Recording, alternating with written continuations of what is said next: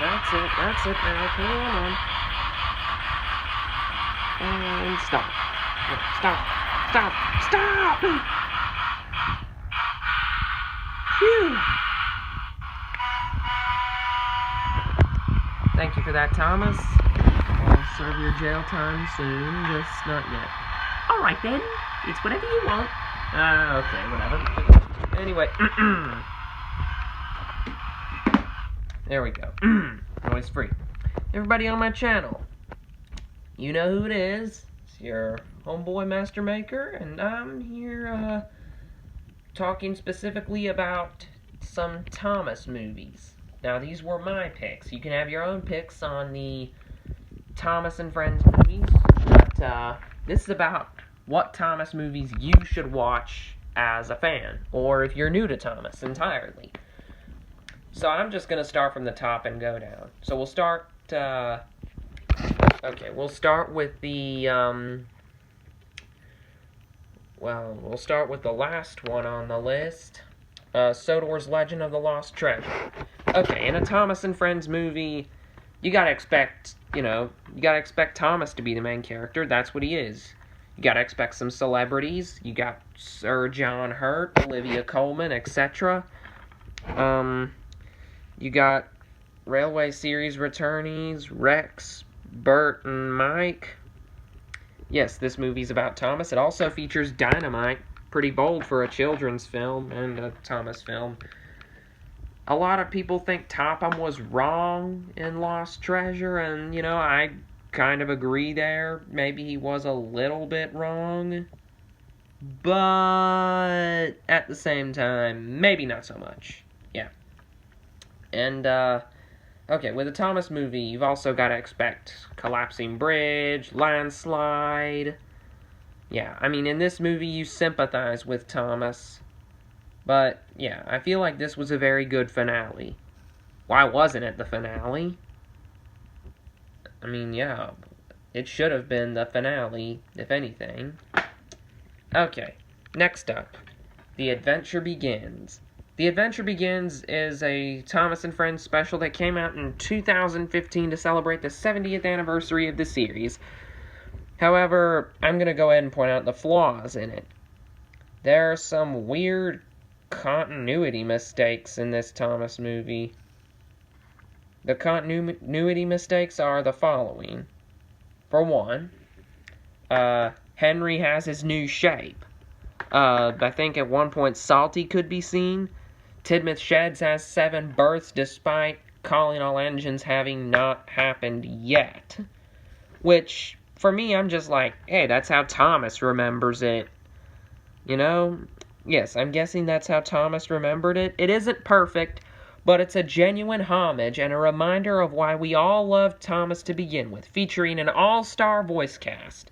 I'm talking about John Hassler, not Joseph May. And, for number 3, we also have Tale of the Brave. Sorry, Clarabelle. Okay, Tale of the Brave. Okay, another thing you gotta expect in a Thomas movie is a landslide. This features a landslide. I mean, if you were to get John Hassler instead of Ben Small to voice Thomas, it would be perfect. But I feel like this was where Martin T. Sherman peaked as the U.S. version of Thomas. A little side note, he quit voicing Thomas because he wasn't getting paid enough. And also, you should know that Thomas and Percy are best friends.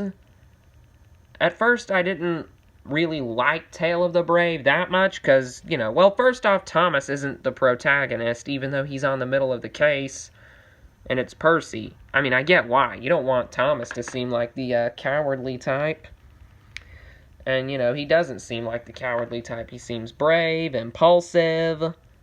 He seems just not, what Percy is. So I think what Tale of the Brave did was justified, and I like how James doesn't really feel like the villain, but in a way, his goals are kind of bad. And, yeah. I mean, I think the mistake was just getting Eggplant F to sing Let's Be Brave. Yeah, that was That was the thing wrong with it.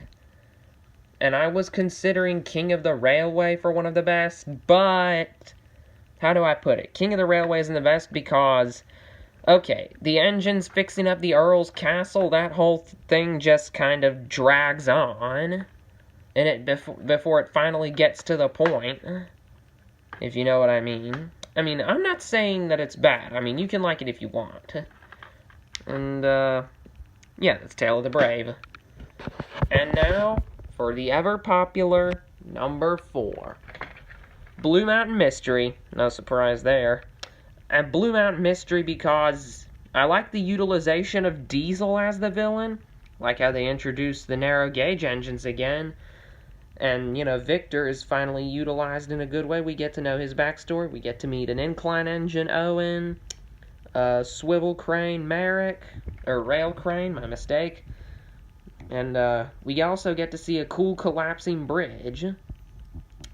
This is a Thomas movie I doubt we ever would have gotten with the prompts. And also, it feels like this is where Thomas's maturity was present from the 5th season. Unpopular opinion, this is one of the best Thomas movies. Better than Day of the Diesels, that's for certain. And it's all thanks to the genius of Andrew Brenner being the script editor. Had Andrew Brenner not been the script editor, this movie would have been awful. And, to no one else's surprise, The Great Discovery, my favorite out of all of them. Okay, here's something else you gotta know about Thomas if you've seen seasons 1 and 2. He's cheeky, he's a jerk face. Well, not a jerk face, but he's cheeky, he's full of himself. He's a craphead. But right around season 5, he started growing up a bit. And, you know, yeah, he started becoming a little less selfish. And I like The Great Discovery because, okay, let me clear something up. The first 2 model Thomas movies, Magic Railroad and Calling All Engines, Magic Railroad wasn't really about Thomas, but he had his moment. And I'm glad he was there. Calling All Engines was more of an ensemble cast.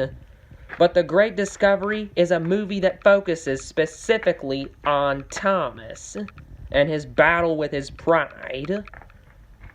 In fact, that's why I'm saying that The Great Discovery is the one you should watch. And this movie is where I feel like the hit era ended, but I'm going to talk about that in another video. See y'all later. Bye!